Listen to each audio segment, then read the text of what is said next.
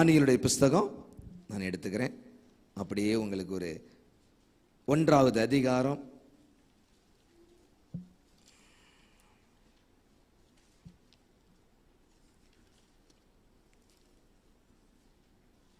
3வது வசனத்தை வாசிக்க ஒரு ஆள் கேட்போம்.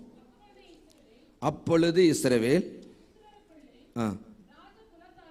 ராஜ குலத்தார்களிலும் துரை மக்களிலும் யாதொரு மாசும் இல்லாதவரும் அழகானவர்களும் சகல ஞானத்திலும் தேறினவர்களும் அறிவில் சிறந்தவர்களும் நிபுணரும்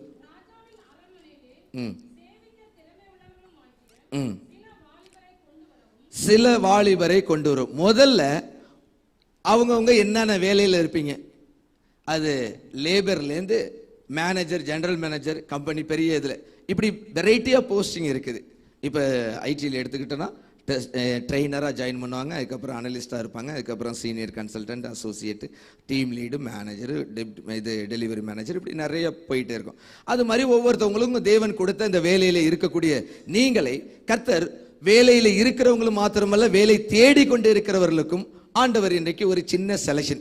எப்படி நீங்க இந்த வேலையில ஜாயின் பண்ணீங்க, உங்க கம்பெனியில உங்களை எடுத்த விதங்களும் இவனை எடுத்த விதங்களையும் கொஞ்சம் காண்பித்து கொடுக்க கர்த்தர் உதவி செய்வார். 2வது கேள்வி படிங்க பாப்பா. தானியேல் 1:3 என்ன சொல்லப்படுகிறது? இங்கே பாருங்க, ஒரு கம்பெனியில வேலைக்கு ஆள் எடுக்கணும்னா உலகத்தினுடைய செலக்ஷனை ஃபர்ஸ்ட் சொல்லிடுறேன், அப்புறம் ஆண்டவருடைய செலக்ஷன் உங்கள் மீதும் என் மீதும் அவருடைய கிருபை இருந்ததை காண்பித்து கொடுக்க கர்த்தர் உதவி செய்வாராக. படிங்க பாத்துங்க. முதல்ல தானியேல் 1:3 என்ன சொல்லுது? ஃபர்ஸ்ட், இந்த உலகத்துல ஒரு மனுஷன் வேலைக்கு எடுக்கணும்னா மாசு இல்லாமல் இருக்கணும். அப்படின்னா என்னது? பக்கத்தில் கையப்படி அப்படி சொல்ல சொல்ல சொல்லு. கிரிமினல் ரெக்கார்ட்ஸ் இருக்கக்கூடாது பிரதர். நீ ஒரு கம்பெனியில வேலை செய்யறதுக்கோ சொல்லுங்க, நான் சொல்றேன், ஒரு தேசத்துல வந்து நீங்க இது பண்றதுக்கோ போலீஸ் வெரிஃபிகேஷன் சர்டிபிகேட், உன்னை குறித்து ஒரு காரியமும் குறைவில்லாத காரியம் உன்னை குறித்து இருந்தாதான் உனக்கு வேலை கொடுப்பானா. முதல் உலகத்தான் செலக்ட் பண்றது என்னது? நீ எந்த நாட்டுக்குள்ள போனாலும் சரி, எந்த வேலைக்குள்ள போனாலும் சரி, police clearance certificate, criminal record உன்னை குறித்து இருக்கக்கூடாது. ரெண்டாவது என்ன சொல்லுது? அப்படியே அந்த வசனத்தை ஒருத்தவங்க படிங்க, எல்லாமே கேளுங்க. அழகானவர்கள். நீங்க ஏர் ஹோஸ்ட் மற்ற ஜாபுக்கு போனீங்கன்னா பியூட்டிஃபுல்லான ஆளை தான் தேடுவாங்க. கைப்பிடி சொல்லு. 2வது வேலைக்கு சொல்லு, பியூட்டிஃபுல்லான ஆளை தான் தேடுவாங்களாம். இன்னைக்கு நீங்க கையை பிடிச்சுக்கிட்டு தான் இருக்க போறீங்க 1 மணி நேரம், வேற வழி இல்லை. 3வது சகல ஞானத்திலும் தேறினவன். என்னது? பயங்கர இன்னோவேஷன் ஸ்கில் உள்ளவன். 10வது படிச்சு அடிமுட்டாளியா கொண்டு போய் மேனேஜருக்கு வைப்பான்? ஹலோ, வைக்க மாட்டான். என்ன செய்வான்? இந்த பொசிஷனுக்கு எடுக்கிறானா அதுக்குள்ள குவாலிஃபிகேஷன், பயங்கர குவாலிஃபிகேஷன் இருக்கணும். அடுத்தது 4, அறிவில் சிறந்தவர்கள். என்ன சொல்றது? நல்ல இன்டெலிஜென்ட். அப்படி படிக்கும் போது அப்படி இப்படி பிடிச்சுக்கிறதுக்குள்ள, இந்த ப்ராஜெக்டை எக்ஸ்பிளைன் பண்றதுக்குள்ள அப்படியே பிடிச்சுக்கணும். அவன் 4 டைம் உனக்கு டீம் லீடு சொல்லி கொடுத்து, இல்ல சூப்பர்வைசர் உனக்கு சொல்லி கொடுத்து, நீ விளங்காம தத்தி மாதிரி உட்கார்ந்துருந்துன்னு வச்சுக்க, உன்னை அவன் அடிச்சு அன்னைக்கே வேலையில் அனுப்பிடுவான். இதுதான் ஒரு மனுஷனுடைய செலக்ஷன். அடுத்தது 5, கல்வியில் நிபுணர், PhD ஸ்காலர், எம்ஃபில், எம்எட் முடிச்சவங்க, இல்ல அதுக்கு என்னென்ன போட்டு போயிருக்கீங்க, அது படிக்க போயுங்க, இப்படி பயங்கரமான ஆட்கள். அடுத்தது 6, ஆமா, டேலண்டட் பர்சன். இதுலயே போட்டிருப்பான், டேலண்டட் அக்விசிஷன் பீப்புள் தான் எங்களுக்கு தேவை அப்படின்னு சொல்லிட்டு ஒரு 3 மாசத்துல அந்த கம்பெனிக்கு நீ எடுக்கிறதுக்கு முன்னாடி ஒரு ஃபார்ம் ஃபில் பண்றதுல அதுல நீ இருக்கணும். அது இருக்கிறா? இதெல்லாம் உலகத்தினுடைய செலக்ஷன். அடுத்து லாஸ்ட் படிங்க. அதுல வாலிபர் 50 வயசுல உன்னை எடுத்து அவன் என்ன செய்ய போறான்? நீ எழுந்திருக்கிறீங்க சத்து இல்லாத மனுஷனை வச்சு தான் அந்த கம்பெனி விளங்காது, நமக்கே தெரியும்.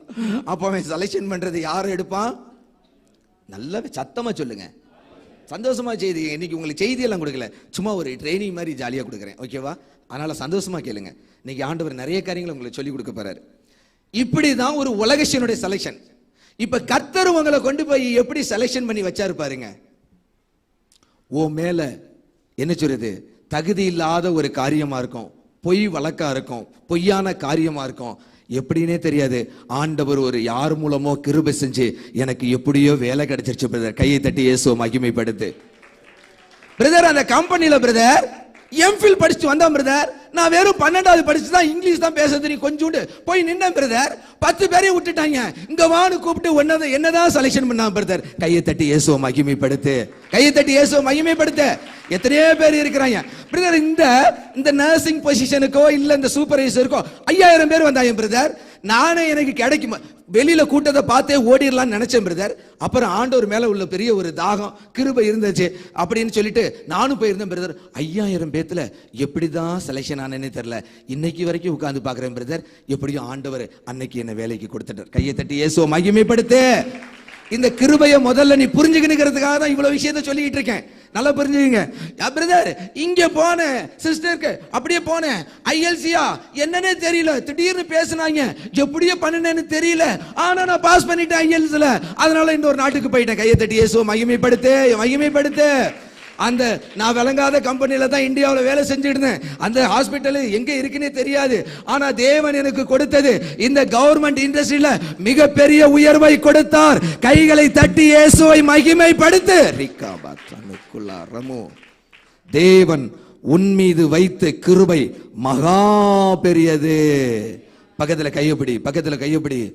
உன் தாளந்து இல்ல பிரதர், இந்த ஒரு பாட்டு. உன் திறமை இல்ல பிரதர். உன் விளங்காத மூஞ்சியை பார்த்தா எவனுமே எடுக்க மாட்டான் இன்டர்வியூல. உன் இங்கிலீஷை பார்த்தானா கண்டிப்பா அந்த கம்பெனிக்கு நீ சூட்டபிளே கிடையாது ஆண்டவர் சொல்றாரு. ஆனா உன்னை எடுத்தது கிருபை. கையை தட்டி இயேசுவை மகிமைப்படுத்து. சரி, இவங்களுக்கு எப்படி வேலையை கொடுத்தாரு? உலக செலக்ஷன் எப்படி இருந்துச்சு? இந்த செலக்ஷனுக்கு நீங்க ஃபிட்டே கிடையாது. இந்த 7க்கும் இந்த செலக்ஷனுக்கு வந்து நின்னீங்கன்னா நீங்க ஃபிட்டே கிடையாது. ஆனா இந்த 7ஐயும் கர்த்தர் கிருபையாய் உன் மீது அவர் வைத்த கிருபையினாலே நீ பெற்றுக்கொண்டாய்.